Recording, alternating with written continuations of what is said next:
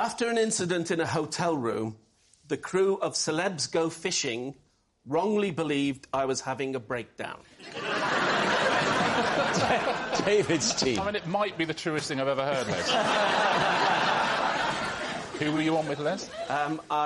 There was, let me see, Ian Botham, Fern Britton, Linford Christie, and lovely Shane Lynch from Boyzone. So you're doing this fishing show, and what happens? And one day I had to go back to my hotel room because the next job I was doing was a TV drama. So I had to go and do a Zoom read-through. It's a tribute to your versatility, I must say, that on the one hand... I thought you were going to say, a man of his age could use Zoom. It's a tribute to a man like you can even turn a computer on. So I went back to the hotel room and I set Zoom... What sort of hotel, Les? Mid-range, budget? No, a really lovely individual boutique. Lovely. We were in Scotland. So, and they got it right? Yeah. Because some hotels, they get it wrong. Really, really lovely. Rob, are you doing an interview for a website? I'm getting some colour. I'm getting some background. So the runner took me from the fishing in my waders back Linford Christie took you...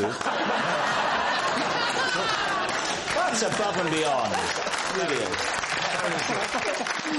So the lovely runner took me back to the hotel, and I had said that I would be ready to go back in about an hour. Right. So somebody was going to come and pick me up to take me back fishing. So I'm on this video call, and I've done very well because I'm on quite early. And you know that thing when you... I thought you said, I've done very well because I've been working since the late 70s. It's a really top-of-the-range laptop, actually, because I've done very well. So I'm on this video conference call, right, and it gets about halfway in, and I've got my big scene with an actor who's playing a bully, and I think it's the production manager that knocked on the door ready to get me back. But I was right in the zone thinking, no, I'm just going to ignore and I'm going to carry on with this scene. So she heard me go, Sean, you've been like this since we were kids, ever since that time with the lads in the garage. And I'm not putting up for it. You're a bully. You're an absolute bully, and you're nothing but a coward. Can I just say... I'll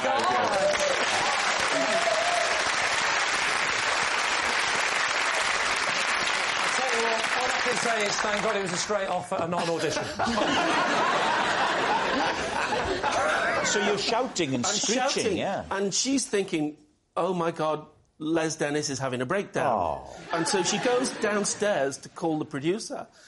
I find out later, and she calls and says, I think Les is having a bit of trouble because he's wandering around his room shouting to this bloke called Sean, and there's clearly nobody there. It's just him ranting on his own. And the producer's going, oh, not again. What are you thinking, Lou? I think it's truth. You don't just think it's true, you think it's truth. I think it's true. But then again, I'm not really sure. What do you think? I believe anything Les says. Well, that could be a weakness in our position playing this game tonight. David, you are captain of the team. What are you going to say? They think it's true. I think it's true as well. And if it's not true, I can only hope that you will be offered a drama like that if you haven't already been, because that was a great audition for it. So. Les, were you telling the truth or were you telling a lie? I would like to say that I was telling the truth. Oh. OK, well, I'm still blind. Neither of my PPIs work. Oh, David, would you save us all a lot of time and read my card out for me, please? Gladly. During lockdown, I bought a pogo stick to use as a home-school teaching aid. Right, Lee's team. OK, so, Chris, have you got children? Just the one. And this was for, what, your homeschooling PE or something? Yes. When we did homeschooling, we split up the tasks. I was in charge of PE and maths, and my wife was in charge of reading and art for obvious reasons. And what age is your child? During lockdown, she was 6. And do you do anything else for PE or just pogo stick? I'm quite a lazy guy, Lee. So I realised that when you're on a pogo stick and you're bouncing away, what you're trying to do is see how many you can do. How many repetitions without touching the ground? Yeah, and maths You have is to also... touch the ground, Lee, to be fair. Otherwise it's levitating, which we still haven't mastered. I appreciate you said it for comic effect, Rob, but you know exactly what I meant. Well, what I tried to do is I realised that how many is also what you do often in maths. And I could consolidate all of my teaching efforts into one tidy little package of minimal effort. So I invented Pogo maths. OK. And you just shout out some sums and they have to bounce out the answers. But are they experienced in pogo sticking? Because it's quite hard. Well, I mean, it does help if you can use a pogo stick first, so you have to get over that hurdle, but that's, you know... You have to get over a hurdle as well. I appreciate you said that for comic effect. Thank you, Rob.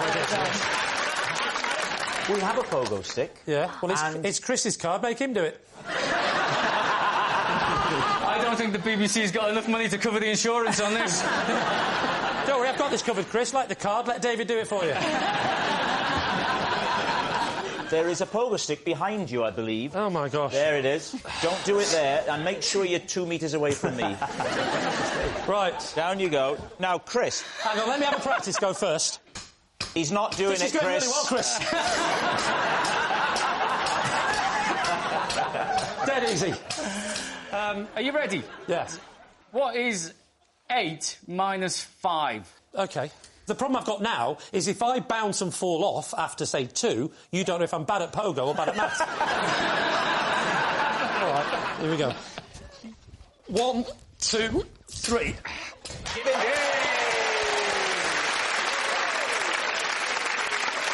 Well, this is good, because you've got to get them all right if you want to do dinner tonight. Shall I just see how many I can do? Yeah, let's see how many you can do. I'll try and jump up onto that. How about that? Don't do it, Lee, don't do it! 1, 2, 3, 4, 5, 6, 7. I've got no idea what's going on.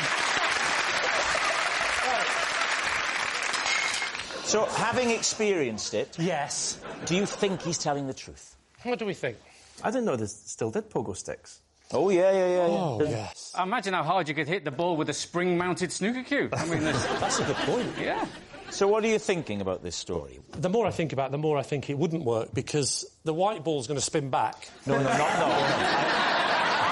We're talking now about the maths and the pogo. Right. Do you reckon it's true? I think it's true that Chris is lazy. I'm not really blind, it just gets me out of doing things. Listen, tell me about it, mate. I do it all the time myself. How do you think I park so close to Sainsbury's? I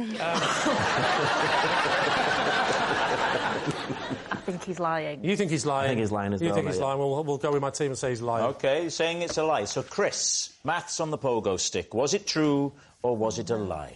Pogo maths, copyright, Chris McCausland, 2020. True. Oh! Sorry. OK.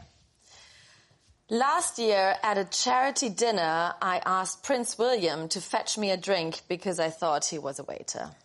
David's team. So describe the scene. How many people are at this dinner? 30? Maybe 40? OK. Had you ever seen Prince William before? I have, and I actually used to be such a big fan of him in the 90s when he still had hair. Raj, I am so sorry. Well, we invited her on the show. We had no idea. So what happened then? Talk us through the chain of events. We were at... Oh, what's this place called? Balmoral. What? What's this place called? You were at Balmoral? We were mingling. I always get really hungry at these events, and I'm just busy shoving my face into the canapes. And then I one got a little bit stuck in the wrong pipe. So I was half choking, basically. Okay. It was a terrible situation. So I just tapped on some shoulder, and, I mean, it was a balding man. How did he respond? He was like, oh, my God, here, are you OK? I was so embarrassed. Let's reenact it. I'll be Prince William, of course, and you be you. So you start having your little coughing fit. Yeah. I'm just stood here talking to friends. I mean, it's an absolutely wonderful event. It really is, isn't it? Yes, I mean, gosh, crikey, gosh, I think it's... You're doing Hugh Grant. It's the closest I have to Prince William. Right. I do it as Ronnie Corbett. Yes, I think... We're having a wonderful night.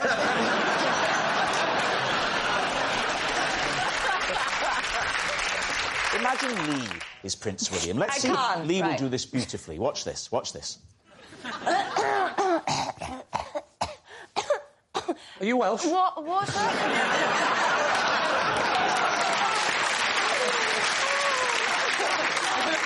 So what are you going to say, David? I'll tell you one of my issues with it. Go on. I have a few issues. Well, firstly, the location. Yeah. Balmoral. Yeah. Now, that's... You don't often see royals there, do you? Well, no, but I don't think they hold many charity events for 50 people there. I think that usually happens at other places where the royals sort of come in and are the honoured guests. What about Racing Raj? What do you think? Well, I think she could have been there, but the fact is, for me, that she didn't recognise him. Just another bald guy to her. Her words, not mine. So what's it going to be? What do you think? I think the location is the chink in the story, so I think maybe it's not true. Yeah. Not true. We're going to go not true. Saying lie? Yeah. OK, Yeah. Sophie, at Balmoral, truth or lie? It is, of course, a lie. It's a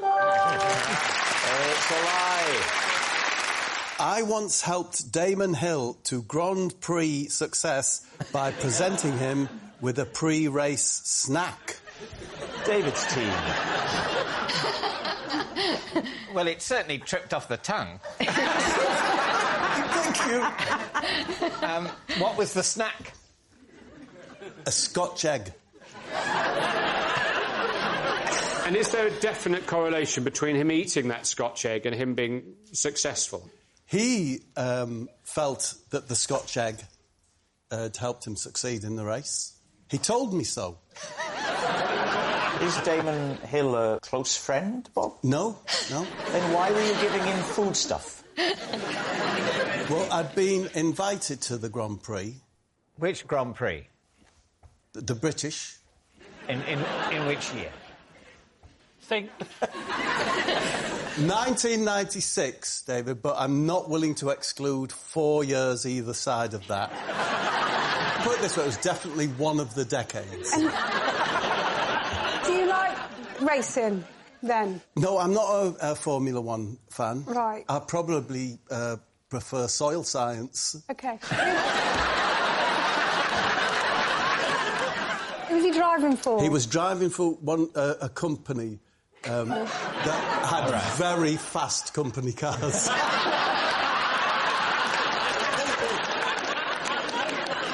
So, why were you permitted access to a major racing driver? Because his manager, Shane Tobacco... I can't remember his name. Can't remember his name. Shane, or whoever it was also with another bloke, you know, benefiting from hospitality. What was his name?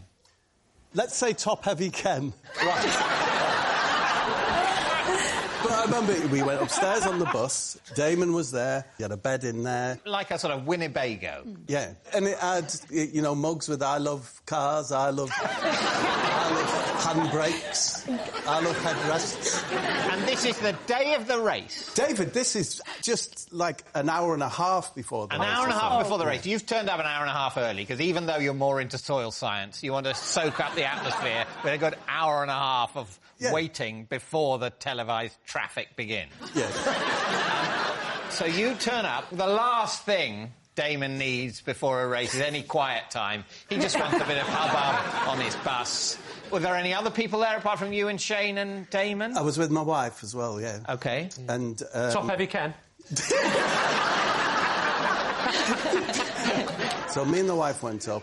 I think when you go to someone's home or their Winnebago or whatever, you should... Do you know, like, if you're going to a dinner party at someone's house, you'll always take them a bottle of vinegar, yeah? So your gift to thank him for the hospitality was a Scotch egg? No. I call it pocket meat. Whenever I'm away from the house, I have pocket meat. Yeah. That's it. I have, like, a chicken leg or pork pie.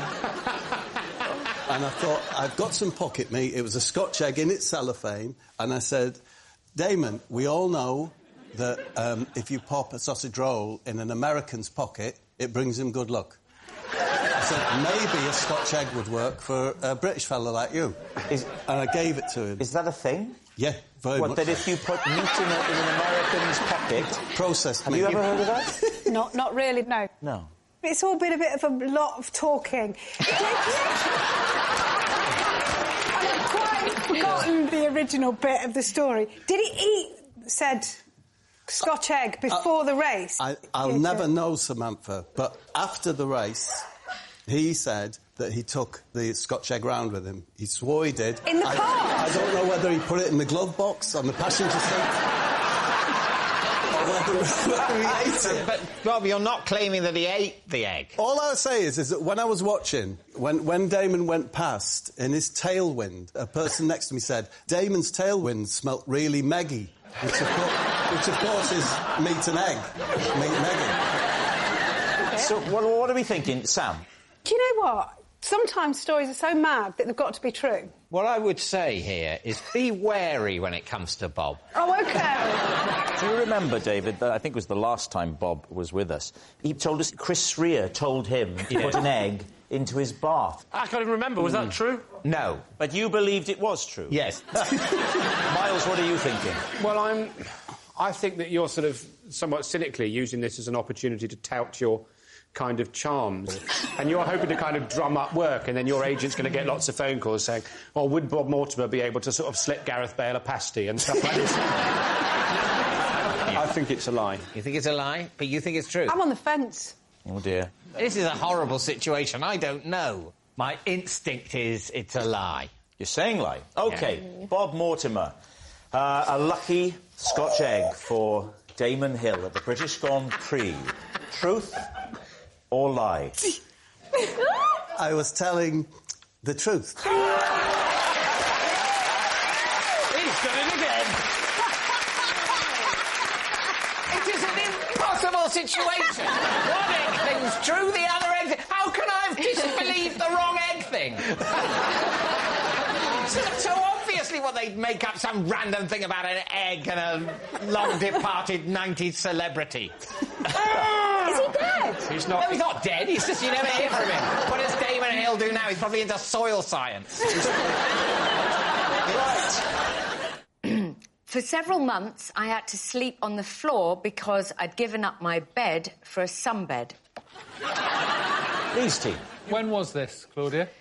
Yes. I think it was in the 90s. Why did you give it up as opposed to just getting a sunbed? Yeah.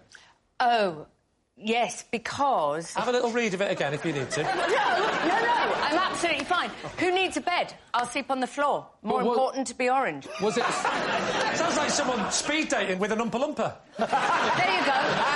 Right, talk us through the process of how you got a sunbed. Yeah, I didn't purchase one. I borrowed one for a bit, for some money. For what? She's trying to say she rented one, I think. That's what happened. I rented So you rented a sunbed? I rented. Hello, you want a sunbed? I'll give you some money. Yeah? Yeah, and then for a couple of months, for several months. How much was a sunbed in the 1990s? Well, it was about £40 a month. 40 quid a month to rent a sunbed. And they were called Sunbeds for Rental. Wow, what a great name. Yeah, .com. In the 1990s? No, it wasn't .com. Just hello, VHS, other things, toasties, and we put sunbeds. And sunbeds, toasties and Pop-Tarts. Yeah. What do you want? Where are you living? Have you set out into the world as a young Claudia? Out. I'm at university. Oh. Where were you at university? Cambridge. No. No. It's a lie. It's a lie. What did you study? History of art. We could test her on that. Go on, Ed. When was the first painting?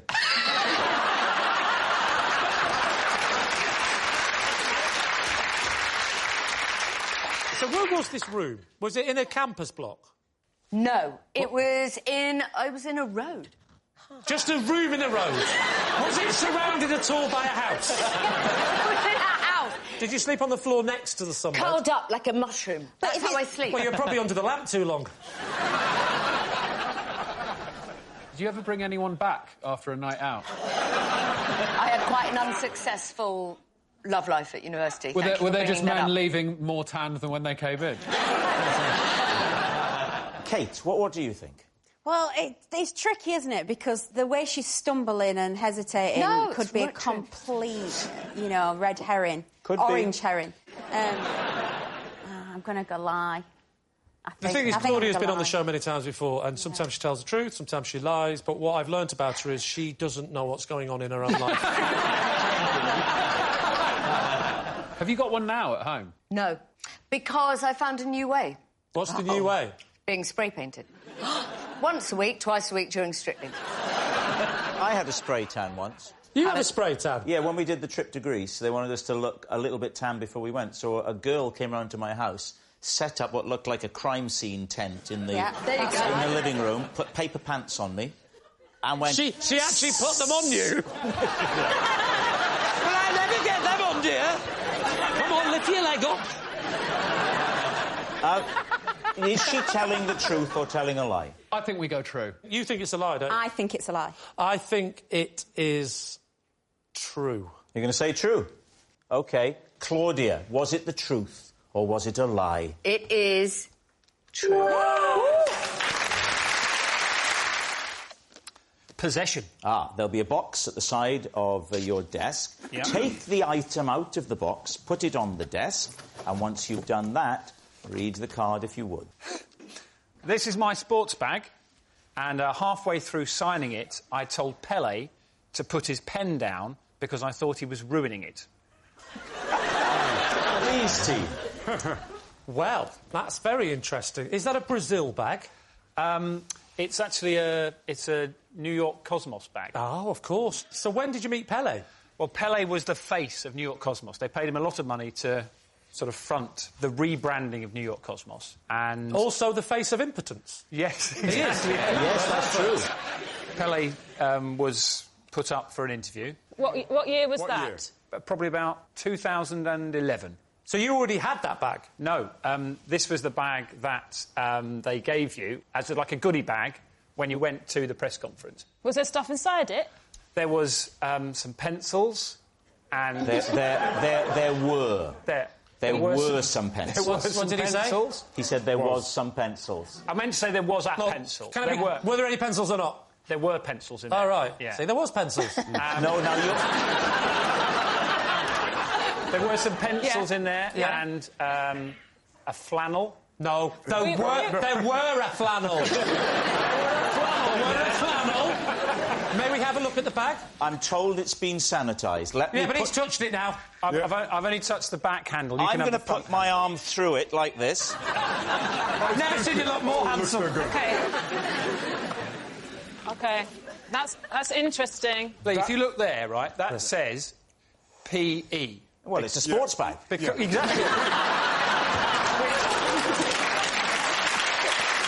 is amazing, because the reason I didn't want him to sign it was because I wanted to use it in the gym, and now that's my gym bag with PE written on it, you see? I mean, I understand the concept of not wanting a signature if you think the bag's better, but if he started it, is it not better to finish it than have just PE? Right, so I'd taken a Brazil shirt with me. For him to sign? So I gave it to the great man, and he signed the shirt, full signature on the shirt. And I think it was like an all the best Dan Pele, OK? I didn't know his first name was Dan. I took the shirt, I turned and put it on my normal bag that I brought with me, and then when I turned back, the great man had my bag that he picked up, and without thinking, I said, "Not the bag, Pele." And, what an idiot Pele is! Put the pen down, Pele, you maniac! But what must Pele have thought of you? Because this bag was given to you for free. He sort of stared at me angrily, and then he said, "No one's ever asked me not to sign anything before." Did he have a translator? No, he spoke perfect English. Really? Yeah. He does speak English. Does he? Yeah. Are you impotent? That's pretty good English if you know the word impotent. So, Dan, so at this point they're looking at you as if... And he said, no one has asked me not to sign something before. Yeah. What happens then? I think we can see why he signed the impotence contract. Yeah. Someone just put it in front of him.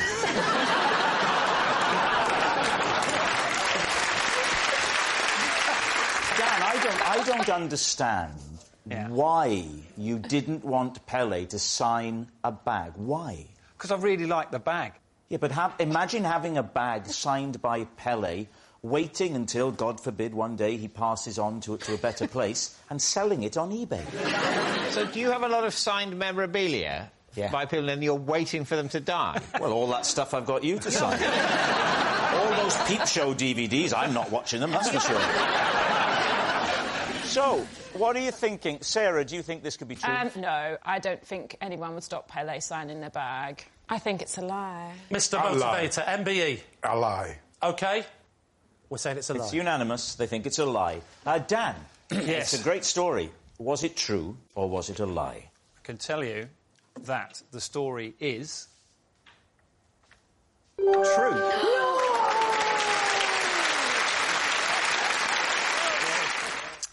OK. I once had to interview Lady Gaga using an American accent because her manager told me there was no way she'd be able to understand my northern voice.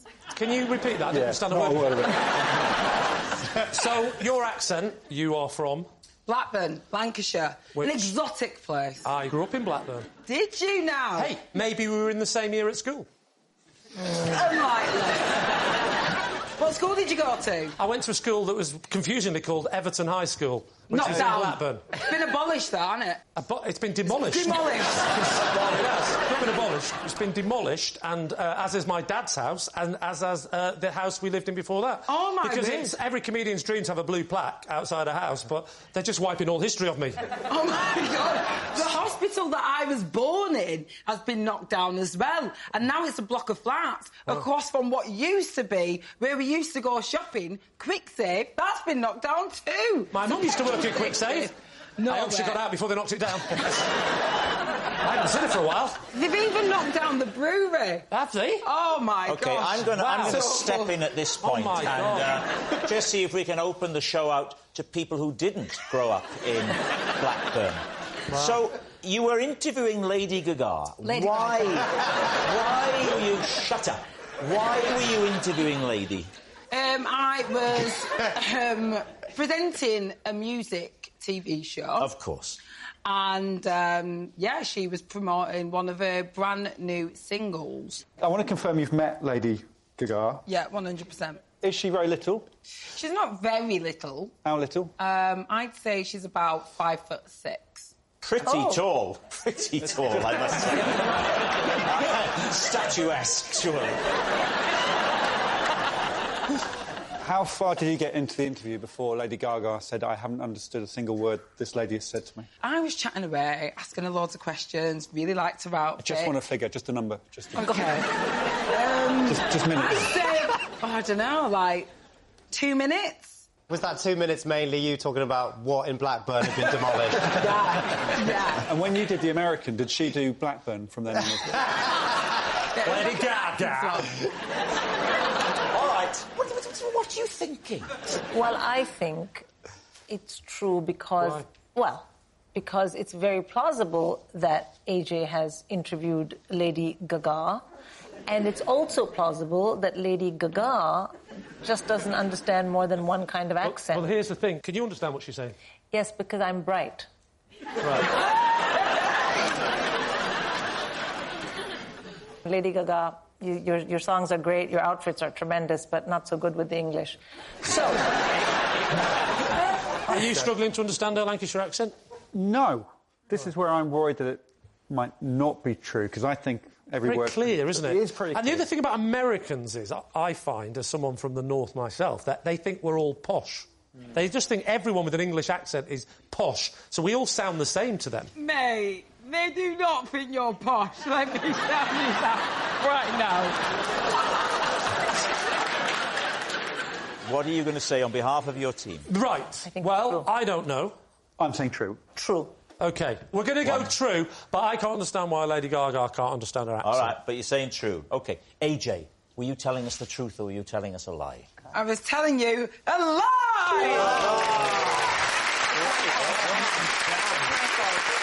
Wow. It's a lie. AJ didn't interview Lady Gaga in an American accent. I once had a race with another medical student to see who could wheel their patient to X-ray first, but in doing so, I tripped and I broke my own finger. Right, David's team. It does sound exactly like the sort of thing medical students do, doesn't it? So, paint a picture of the scene. So I had a good friend called Andrew. We frequently, as medical students, would just... You're meant to pitch in and be useful any way you can. And you thought a race was pitching in and being useful? I thought taking the patient to X-ray was pitching in and being useful. Right, OK. Anyone in this room, once you're side by side with a friend, with a human, you both got a human in a wheelchair, you race. I'm glad you were still thinking of them as humans. But did they not look at you like, I've broken my leg, what are you doing? No, I don't think they needed a leg X-ray. It might have just been a repeat chest X-ray or something like that. That they're recovering from pneumonia. It was probably something... It was that kind of thing. So their ability to breathe quickly at pace is better. They're not racing. They're just sitting there. like a jockey. Like a jockey. How did they respond to this kindness? They were up for it. They were up for it. It's very boring being in hospital. You're waiting for discharge... You're waiting... Oh, my God. You're waiting to go home, and so a bit of action, the medical students are fun, we'd got to know them, bit of a race down the corridor. So what happened then? You say you broke your finger. How did that happen? I hadn't wheeled anyone fast before, and a wheelchair pivots hard, and so once I started to turn... to save the person in the chair... Of course, you were in this to save lives. To save the person in the chair, I then had to stop quickly and tripped over. Did you have it X-rayed? Yeah. Did you push ahead? Go, never mind these guys. This is just their second congratulations on kicking pneumonia X-ray. There's a total waste of public money, if you ask me. Do my finger. Embarrassingly, I think I did. So what do you think? Is he telling the truth, Roisin? Yes. Thank you. Roman. I don't know if it's necessarily something that he personally did, or if it was something that he'd heard about that had maybe happened. And he dines out on it. Yeah, so I might go with a lie. I know, Russian says this is down I think to it's you. a lie as well now. I've changed my mind. Oh. What made you change your mind? Because it's a story. It's very conveniently about being a doctor. And that's what he is. But thought about another way, because he is one, he might have stories about being one. You think it's a lie now? What do you think? I think it's true. I thought it was true from the start. OK, they're saying it's true. Zan, truth or lie? It is a lie. I once got the giggles on the one show when I accidentally destroyed a priceless historical artefact. Please do. What was the priceless historical artefact? It was a letter. Which letter? There's 26 to choose from. A written letter. So who was the letter to and from? To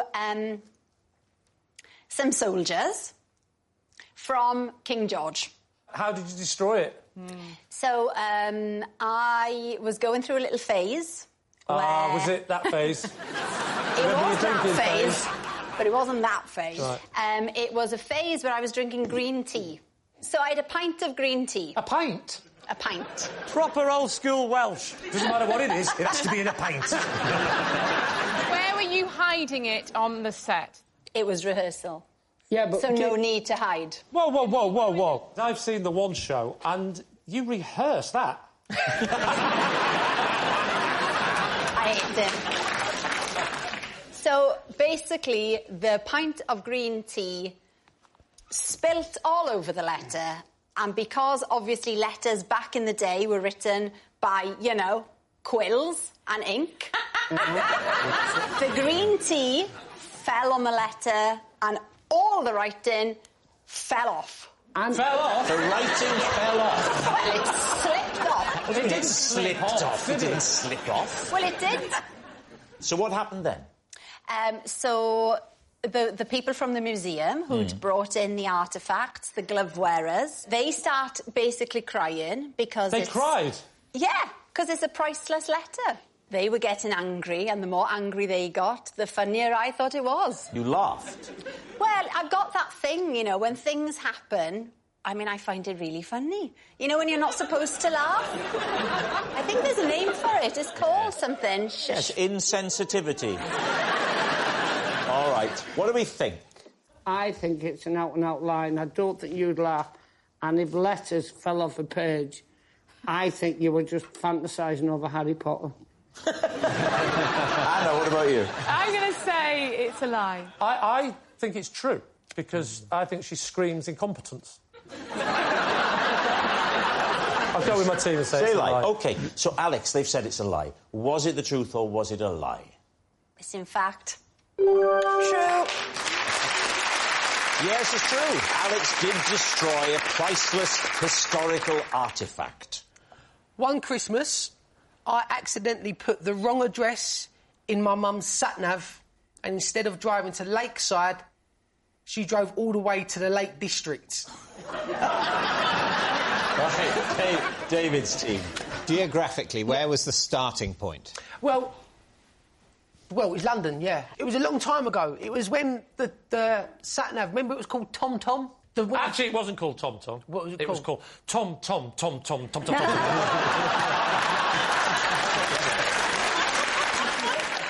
So I've always had slight dyslexia as a kid, so I sort of... Oh, so maybe it wasn't a Tom Tom, maybe it was your MOT. Could have been, yeah.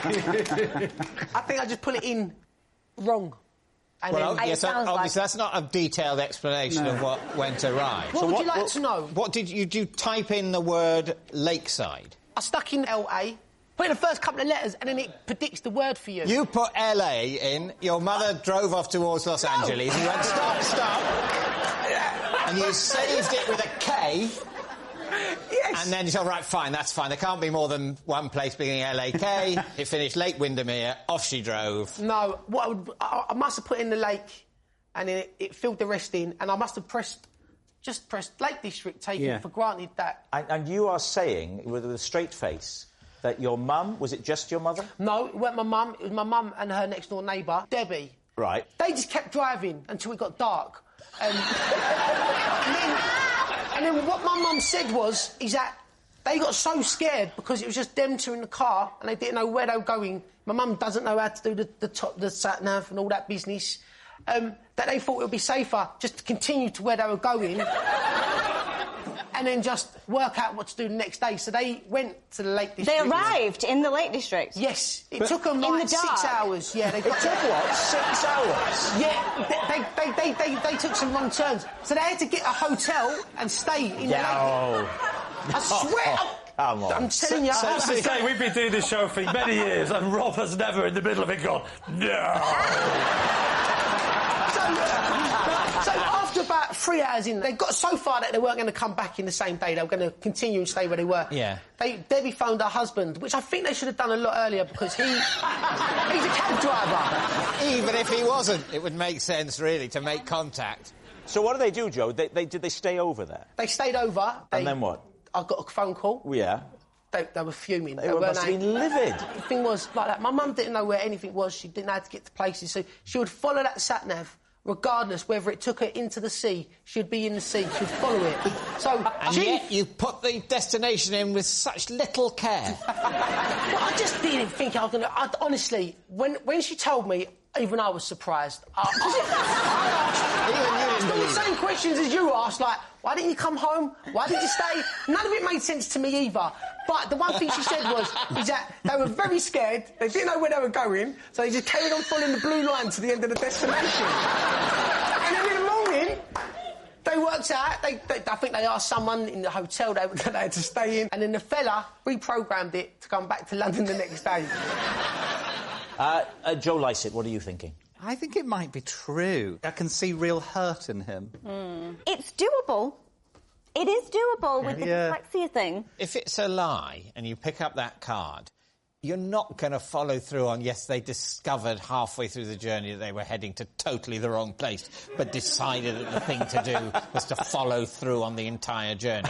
It's more plausible that it happened than that Joe invented that just now. Basically, David said there's more chance your mother's stupid than you are creative.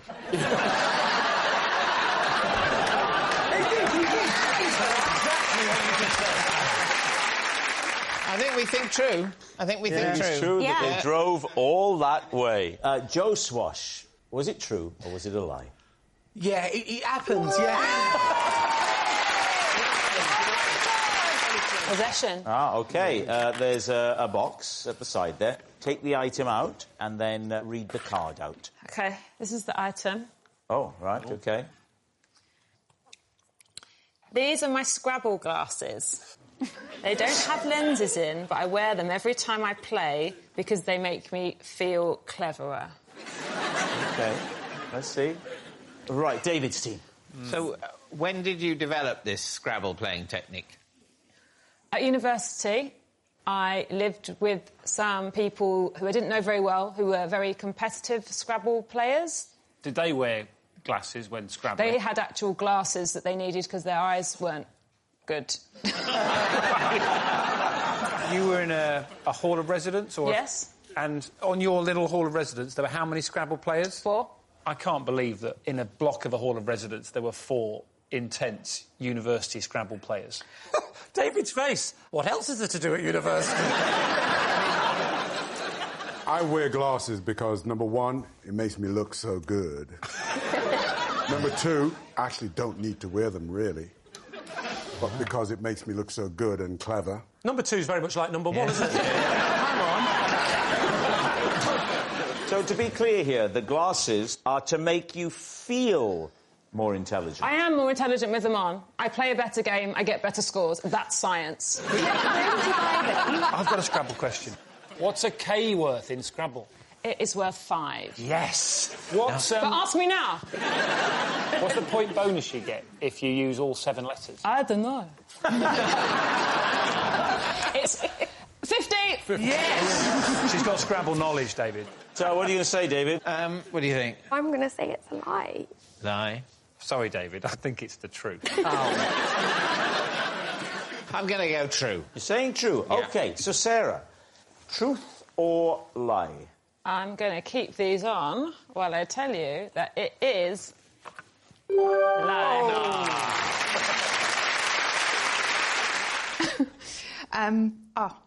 A singing coach once refused to give me lessons because he said my voice was so bad there was nothing he could do for me. Please, team. Gosh. How old were you, Lou? About 25? So quite recently, then? Yes. I'm kidding. Did you sing a song to exhibit your skills? Yeah, he had a microphone in the middle of the room and said just, you know, belt out a tune to see where I was at, sort of musically. What was this for? I was in a band, yeah. What was the band? Jeff Leppard. Jeff Leppard? What is that? Is that a Def Leppard tribute band? No, just five girls having a nice time. But it wasn't a tribute band. We did 3 of our own Jeff Leppard songs, and we did 1 Def Leppard song as a nod. Do you remember the titles of any of those songs? Yeah, Rocking in the Evening with my friend called Stevening. I didn't know that was one of yours. How did that go? Rocking in the evening with my friend called Stevening. Rob, I mean, the range is incredible. You couldn't let the producers know that Lou's having a breakdown, could you? Was it the band's idea to send you for singing lessons? Yeah, so it's just And how me. did that conversation go? Was You- it awkward? No, because I knew that I was sort of limited in certain areas. I was a great front man. What do you call it? A front lady? That sounds rude. You're a great band, but I don't like the look of your front lady. What song did you do at the lesson? It was the one from Mannequin. And, you know... I'll just sing it, and then you'll know it. And we can build this dream together.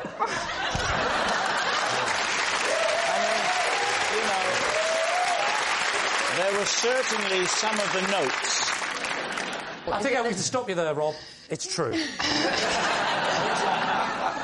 Yeah, but she could be good at acting. But Perhaps she's maybe got the I'm voice of an bluffing. angel and she's lying. La la la la la la la la la la. I don't know, Les. I now think it's a la la lie. I think think it's a lie. You think it's a lie? I'll go with my team. OK, saying it's a lie. Lou, truth or lie? True. Yes, it's true.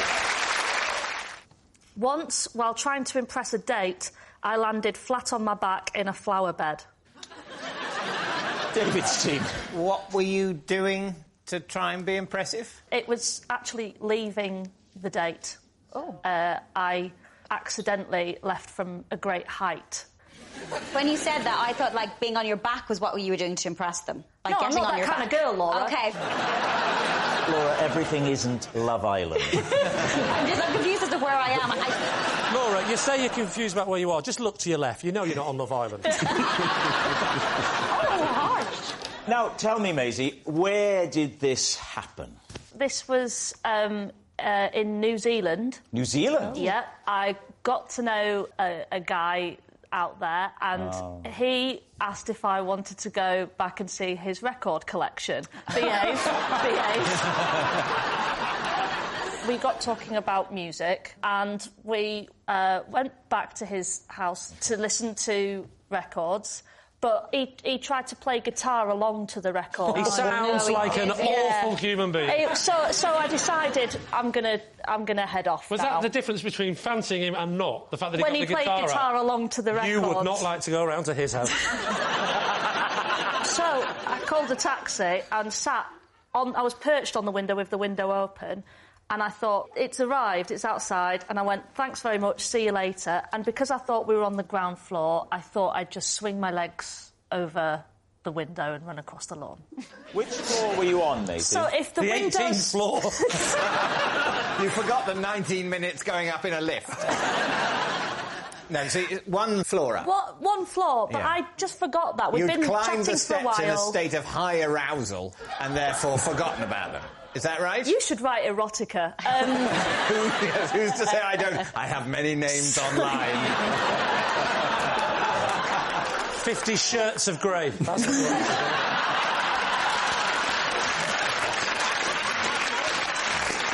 So I got a text saying your Uber's outside.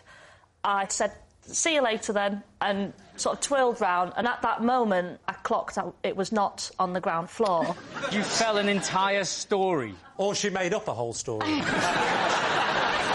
What happens once you leave the window ledge and you're in the air? I just remember landing on the small of my back because I was so winded I couldn't speak, and he appeared out of the window and was like, oh, blimey, why'd you jump out the window? Now again in a New Zealand accent. And so then I had to commando crawl across the garden with him watching from above. Was he still playing the guitar? And what was the taxi driver doing? He must have seen this. He didn't do anything. He just wound down the window and was like, just so you know, the meter's running. All right, David's team, what are you thinking? The mechanics of the situation doesn't add up for me, so lie. Laura? I just don't know why you didn't land on your face. I don't get why you landed on your back. And that's the reason why I think it's a lie. You see, I think it's true. Do you? Interesting. But if my teammates say it's a lie, we'll go lie. Maisie, were you telling the truth or were you telling a lie? That was true. Well done. I used to practice skiing by strapping myself to the roof of a speeding car. Right, please, team. Is this how you lost your hair? Might have something to do with it. So, OK, when was this? Oh, back in the late 70s, early 80s. I was a skier. What, a professional skier? Yes. Were you? Before you were an antiques guy? Yes. And you learned that on a car? No, it was part of my training. We didn't have a lot of money, so we wanted to get used to going fast. Where was so we this? used to strap in Austria. In Austria? Right, because there are no mountains in Austria where you could practice. Are you talking about a professional skier in events, or you mean you taught people to ski? No, I also raced around Europe. I'll tell you what, if he's lying and he just added in, I was a professional skier, he's risking it, isn't he? Yeah. Because we're going to ask him questions. And... Yeah. Who was the best downhill skier in the 80s? Franz Klammer. Not you! Franz Klammer. I will never know. So why wouldn't you use the mountains in Austria, then? Well, for two reasons. What are they? One is I would have been a danger on the slopes. Are you not a danger when you're strapped to a car on a road? No, we weren't on the road. Oh, where were you? A racetrack. Well, it's actually a trotting track. It's for horses that trot round the... And how'd you learn to ride them? Did you put the horse on top of the car and then get on top of the horse? You were never on a public road, were you? No. There was never any situations where the driver forgot and thought, oh, I'll just pop into this underground car park for a bit. What was the second reason? You never got to that. We didn't have the money either. But you had the money for a car and the hiring of a racetrack. We didn't have to hire the racetrack. The car was thrown in, as it were. It was a special car because it had to have a very long roof rack. What are you practising? The feeling of speed. So what sort of speeds are we talking about? We tried to get to speeds between 60 and 80 miles an hour. No. And all that's holding you on is the boot attached to the skis? Yes. And what sort of pose, now, then, are you doing? Could you show us the kind of position you would assume? I'd start standing up, and then I'd get down into this position with my... On the top of the here car? like this. How long is the journey? We just keep going around the track till, we're tired. How are you telling the driver? Yes, that's a good point. Because you're on top of a car going at 60 miles an hour. And you're thinking, I'm knackered here, and so... Well, I've got poles, and we had a system where you would just bang the car. Oh, come on! One bang for stop, two bangs for a snack. What are we thinking? Sophie, could he be telling the truth? It's a 9 from me. It's a lie. I don't know what you learn. What's that training you to do in a car? Because if you're on a ski slope going, oh no, I'm 60 miles an hour, I think I'm going to crash into the tree. Oh, I know. I'll tap on the window. Oh, no, there is no window. What are you training to do? Well, just get used to the speed. All right, what's your team going to say, Lee? It's a lie. Do you think it's a lie? Lie. We're going to go lie. You're saying it's a lie. Raj, was it true, or were you telling a lie? I was, in fact, telling the truth.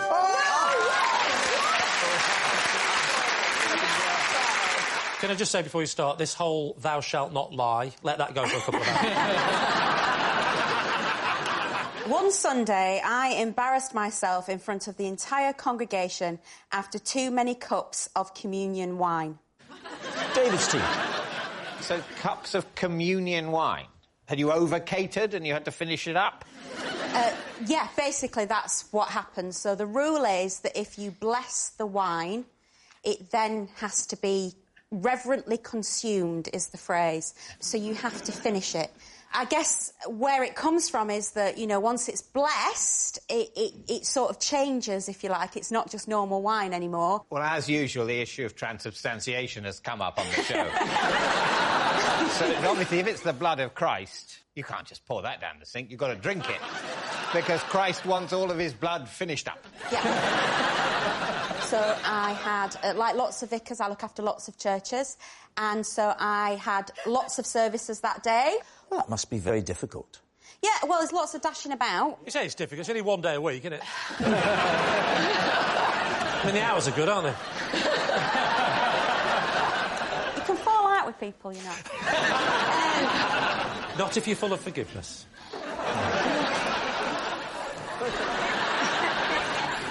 So how many have you got under you? Well, at that point, I had 3 churches that I looked after, and so I had an 8 o'clock service, a 9:30 service and an 11 o'clock service. I finished the 8 o'clock wine, and then I finished the wine at the 9:30 service, and I'd not had any breakfast that morning. Oh. So at 11 o'clock, I'd given all the wine out, like you do. Given some of the wine out, polish off the rest of it. I'd misjudged how many people might come up for the wine. Yeah. And well, so they're probably scared of the drunken woman, aren't they? If you're having a bit of blood, would you not line your stomach with a bit of body first? You'd think, right? I finished the wine, and I looked down at the cup at the same time, and there's a little floater of bread that someone had spat back into. Oh, no. And that sort of made me feel a bit queasy, and so I excused myself at that point, and I went to the church loo. Oh. And so I was unwell. Oh, no. Yeah. OK. Into the loo. But you didn't embarrass yourself. You go off, you come back. Divine. Oh, yes? Where is the embarrassment? In the eyes of God. I got to the loo and I had my microphone still turned on. And that went out on the church PA system. The acoustics in some of those medieval buildings, the sound of vomiting would echo down from all the angels, the stained glass. It would be like God himself was vomiting.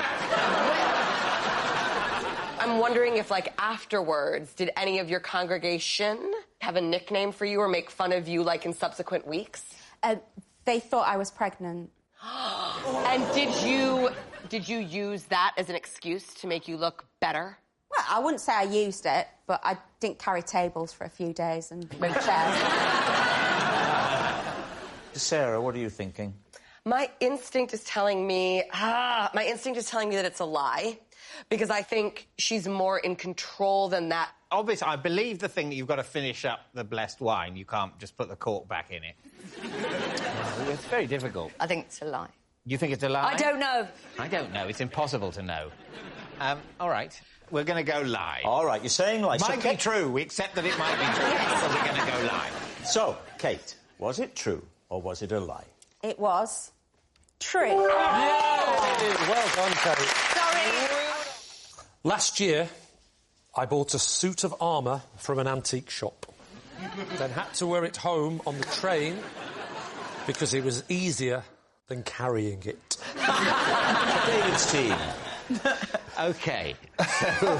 Where was the antiques shop? It was in a street near Leicester Square. There's a little side passage full of antique shops and the like. Were you planning to buy a suit of armour that day? Absolutely not. I mean, who does? Why did you buy it? Well, there was people firing arrows at me. They're on fire. What are you supposed to do?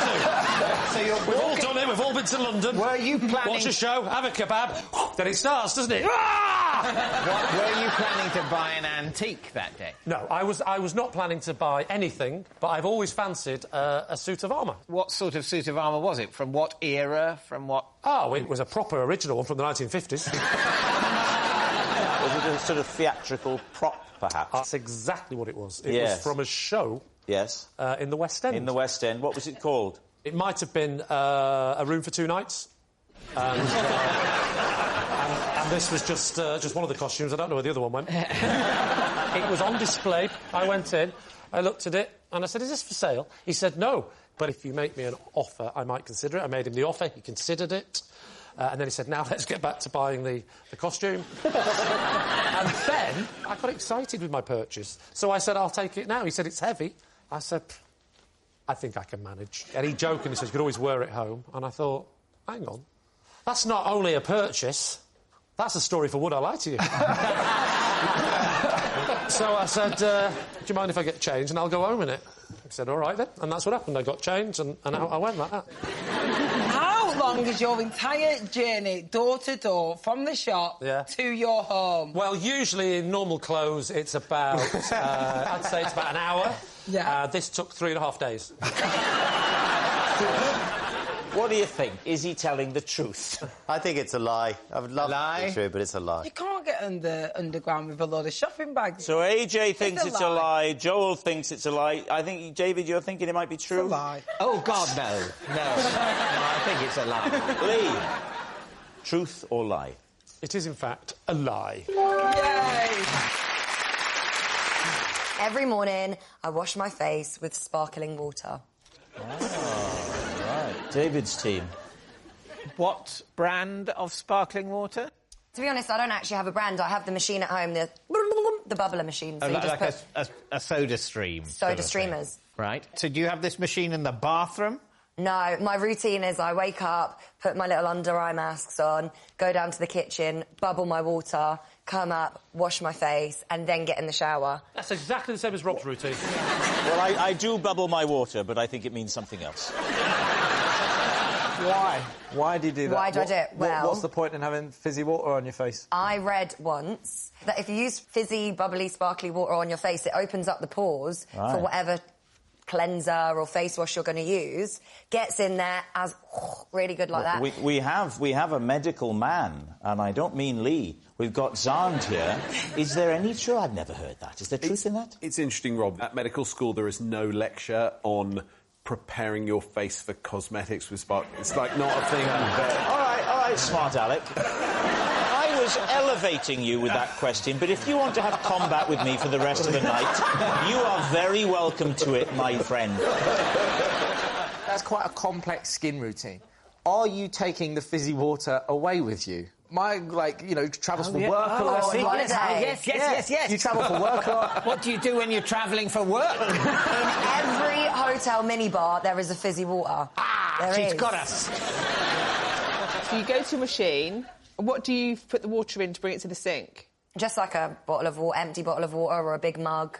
Just do a couple scoops. You see, I would worry that my pores might be different, but I would worry that my pores, the sort of acridness of the fizz, would make my pores close up in fear. That did sound like the start of a really bad advert that you were doing for skin cream. The acridness of the fizz makes me fearful, but now with oil of Ulay...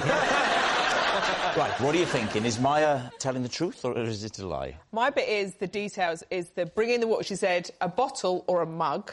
A mug is that much water. That's not doing a face. And then you put the stuff on... No, but it's just whatever's next to the sink. You know, sometimes you might have an empty If you're doing it Evian. every day, you'd have a set system. But It's exactly... It's a very fastidious process that you're undergoing. But the idea that, I don't know, that had a lasagna in it yesterday. Fine, I'll use that. So what are you going to say? Instinctively, I think it's a lie. You're saying it's a lie? We're going to go lie. OK. Maya, truth or lie? It is... a lie! Yes, OK. I once had a fight with a flamingo and won. Last Christmas, the biggest family row in the Lycett household was over how many doof-doofs there are in the EastEnders closing theme tune. Oh. Lee Mack's team. So you mean the bit just before the music starts, obviously you know, you were in EastEnders. Yeah, but I never actually got myself a duff-duff. Oh, no. I was there for 6 years, no duff-duff. You never had a duff-duff? I had one duff-duff, and Wendy Richards was in it, and then when they took it to the edit, they zoomed in on her and cut me out of the duff-duff. How many duff-duffs did your family decide there were? So, it was a generational gap. Yeah. So me and my sister thought there were 8, because there are 8. My parents thought there were 7. Give us your 8. Doof, doof, doof, doof, doof, doof, doof, doof. Oh, I think you're wrong. Excuse me, though. No, that can't be. That's not how many doof-doofs there are. That's how many doofs there are. If the unit is doof-doof, then there are 4. He does have a point, you know. David has never been invited to someone's house for Christmas. I think you stuck too many duffs in there. Go on, you do it. Doof, doof, doof, doof, doof. No. That's not it. You were in the show! Did you, at the end of the night, find out exactly how many duff-duffs there were, or did you just leave it, we're right, you're wrong, without no Yeah, basically, we didn't rewind. So we don't were on actually know something else. right now with our 8. Well, we do. It's 8. It is 8. You ain't really checked it, have you? Yeah, I have. You have checked it? But you didn't check it at the time. Because I've watched EastEnders and I know... But I've watched EastEnders, but I don't ever... I don't think you have. I think there's only 3, because I think the fast ones at the end aren't duff-duffs, they're something else. Like a little... I'm sort of with Joe. I think it's probably 2 to 2.5 doof-doofs, or 4 to 5 doofs. What's a before half the doof? nature, the nature of the noise changes such that it can no longer be labelled either a doof or a half doof-doof. So, yes. Well, bearing that in mind and knowing your love for music, give us your rendition, then, of the end drum. Now, I feel that would be... I'd be humiliated. Would you like me to give you a lead-in, a dramatic moment? No, thank you. This is Elsie, who works in a laundry. Who's Elsie? She was never in EastEnders. She's a character that I've created. Well, what about Dot Cotton? Can't you get her? You look a bit like Dot Cotton. You do a bit. You've definitely got...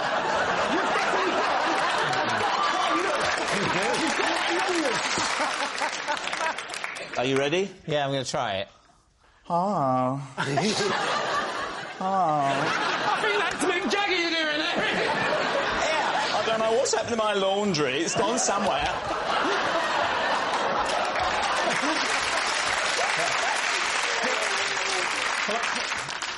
Doof, doof, doof, doof, doof, doof, doof, doof. All right. What do you think? Well, that sounds like the washing machine's broken. Yeah.